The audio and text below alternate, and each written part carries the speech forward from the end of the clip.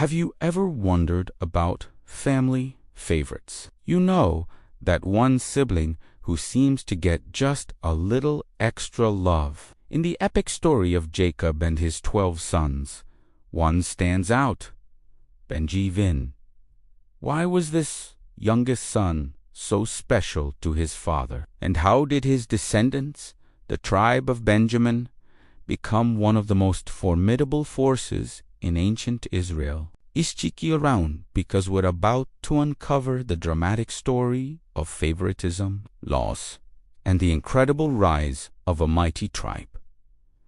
The story begins with a tragedy. Benjamin was the second and last son of Rachel, Jacob's beloved wife. His very birth was marked by sorrow, as Rachel died while bringing him into the world. In her last moments, she named him Benoni, which means son of my sorrow. But Jacob, heartbroken, renamed him Benjamin, meaning son of my right hand, a term signifying strength and favor. This context is crucial. Benjamin wasn't just another son. He was the living legacy of Jacob's greatest love, Rachel. Jacob had already lost Rachel's first son, Joseph, who he believed had been killed by a wild animal. The grief was immense. So, Benjamin became the sole reminder of the wife he had worked 14 years to marry. Every time Jacob looked at Benjamin, he saw Rachel. This deep emotional connection, born from love and loss, explains Jacob's intense protectiveness. He clung to Benjamin as the last precious link to his lost love. Remember the story of Joseph in Egypt. When a famine struck Canaan, Jacob sent his sons to buy grain, but he refused to let Benjamin go. He said, "I am afraid that harm may befall him." He couldn't bear the thought of losing Rachel's only remaining child. His fear was so strong that he was willing to let his family face starvation rather than risk Benjamin's safety. This shows just how deep his favoritism ran. It wasn't about Benjamin being better than his brothers. It was about Jacob's own wounded heart. Later, when Joseph, now a powerful Egyptian ruler, demanded the brothers bring Benjamin to him, Jacob was devastated. He felt as if he was being torn apart. For Jacob, letting Benjamin go was like reliving the loss of Joseph all over again. This entire saga highlights that Benjamin's special status was tied directly to his mother, Rachel, and the profound voids, her death and Joseph's supposed death, left in Jacob's life. Now, let's shift from the personal to the tribal. How did the descendants of this cherished son fare? Jacob's blessing to Benjamin before his death was prophetic. He said, "Benjamin is a ravenous wolf. In the morning he devours the prey. In the evening he divides the plunder."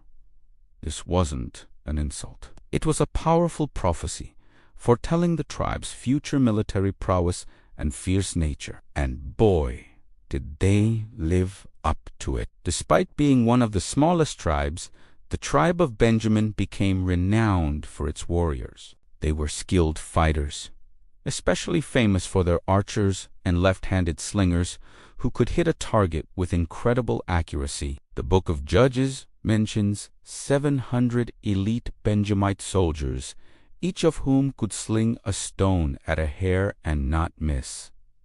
Imagine that level of skill. Their reputation as fierce fighters, just as Jacob predicted, was well. Their territory was strategically important, situated right between the powerful northern tribes like Ephraim and the southern powerhouse, Judah. This central location meant they were often at the heart of the action, both politically and militarily. It also placed them in a prime position for influence. Most significantly, the city of Jerusalem, which would become the capital and spiritual center of Israel, was located within the territory of Benjamin. This geographic advantage played a huge role in their enduring legacy. The tribe of Benjamin's story isn't without its dark chapters. There's A harrowing account in the book of Judges, where a horrific crime committed in a Benjamite city leads to a brutal civil war. The other tribes of Israel united against Benjamin, and the tribe was nearly wiped out. It's a shocking story of how pride and moral decay almost led to their complete annihilation. But even from the brink of extinction, they recovered. Their resilience is a testament to their ravenous wolf spirit. And from this tribe of fierce fighters rose one of Israel's most significant figures, Saul, the very first king of Israel. Saul was a Benjamite, a tall and impressive warrior who perfectly embodied the tribe's martial spirit. His selection as king elevated the tribe of Benjamin to royal status, placing them at the pinnacle of power in the newly formed monarchy. Though Saul's reign ended in tragedy, the Benjamite legacy continued. Even after the kingdom was given to David of the tribe of Judah, the Benjamites remained influential. In the New Testament, another hugely significant figure emerges from this lineage: the Apostle Paul.